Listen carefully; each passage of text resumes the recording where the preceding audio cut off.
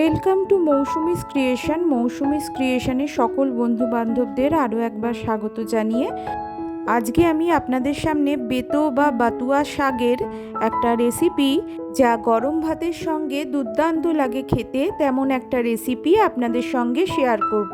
তাহলে চলুন বেশি দেরি না করে দেখে নেওয়া যাক কিভাবে আমি এই রেসিপিটা করছি। প্রথমে আমি এখানে 2 আটি মতো বেতো শাক নিয়ে নিয়েছি।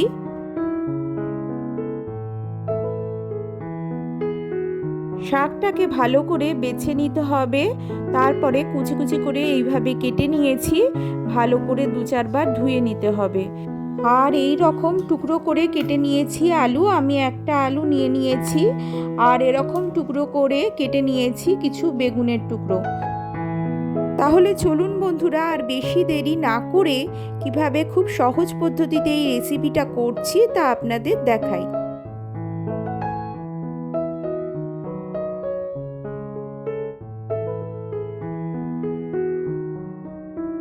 গ্যাস ওভেন অন করে আমি একটা কড়াই বসিয়ে দিলাম। কড়াইতে আমি সামান্য মাস্টার অয়েল নিয়ে নিচ্ছি। আমি এখানে 2 table spoon master oil use করছি।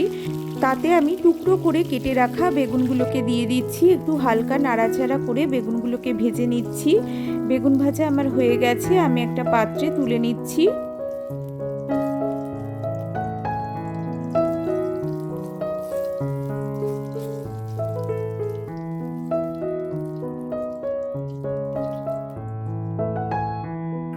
এরপর ওই একই তেলে আমি ফোড়ন হিসেবে সামান্য কালো জিরে দিয়ে দিচ্ছি। আমি এখানে 1 টিস্পুন কালো জিরে ইউজ করছি।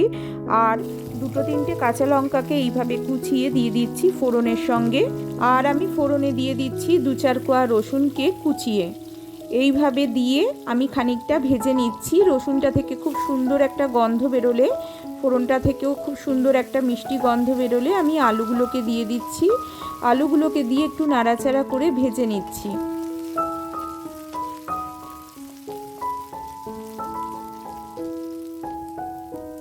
তারপর আমি দিয়ে দিচ্ছি বেতো শাক। আমি এইভাবে কুচিয়ে নিয়েছিলাম, ভালো করে ধুয়ে কুচিয়ে নিয়েছিলাম বেতো শাকটাকে, সেটা আমি দিয়ে দিলাম। আর দিয়ে দিচ্ছি সামান্য লবণ স্বাদ অনুযায়ী। লবণটা দিলে শাক থেকে প্রচুর পরিমাণে জল বেরিয়ে যাবে এবং তাতেই আমাদের রান্নাটা হয়ে যাবে। সামান্য একটু হলুদ গুঁড়ো দিয়ে দিচ্ছি, নাড়াচাড়া করে নিচ্ছি। নাড়াচাড়া করে নেওয়ার পর আমি ঢাকা চাপা দিয়ে দিলাম। ঢাকা চাপা দিয়ে দিলে শাকটাও মজে আসবে আর আলুগুলোও সেদ্ধ হয়ে যাবে, তাতেই আমাদের রান্নাটা হয়ে যাবে। এই দেখুন বন্ধুরা, শাক থেকে কতটা জল বেরিয়েছে, তাতেই আলুগুলোও সেদ্ধ হয়ে গেছে।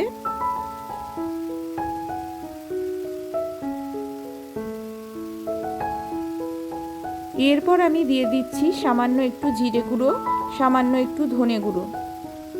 আমি এখানে 1/2 টিস্পুনের মতো ধনে গুঁড়ো আর জিরে গুঁড়ো দিয়েছি। আমার শাকের পরিমাণটা অল্প, আপনারা আপনাদের প্রয়োজন অনুযায়ী দিয়ে নেবেন। আর দিচ্ছি সামান্য একটু চিনি। সমস্ত মশলা দেওয়ার পর আবারও নাড়াচাড়া করে ভালোভাবে মিশিয়ে নিচ্ছি। অবশ্যই গ্যাসের ফ্লেমটা লো ফ্লেমে করে আমাদের রান্নাটা করতে হবে। সবশেষে আমি দিয়ে দিচ্ছি বেগুন ভাজাগুলো। আলাদা একটা পাত্রে তুলে নিয়েছিলাম, সেটা দিয়ে দিলাম। আবারও নাড়াচাড়া করে মিশিয়ে নিচ্ছি।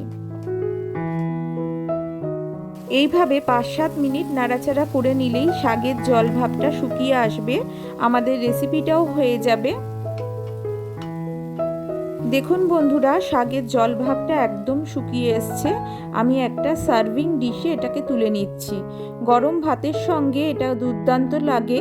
এছাড়াও রুটি বা পরোটার সঙ্গেও এই রকম রেসিপি করে খাওয়া যায়। আমার এই ভিডিওটা ভালো লেগে থাকলে অবশ্যই লাইক করে দিতে ভুলবেন না বন্ধুরা। ভিডিওটাকে আপনাদের বন্ধু বান্ধব আত্মীয় স্বজনদের সঙ্গে শেয়ার করে দেওয়ার অনুরোধ রইল।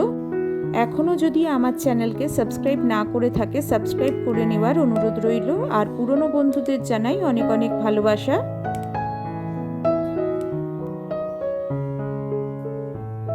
আজকের মতো এখানেই শেষ করছি। তাহলে আবার দেখা হবে অন্য কোনো ভিডিওতে, অন্য কোনো দিন। ভালো থাকবেন, সুস্থ থাকবেন। Thank you.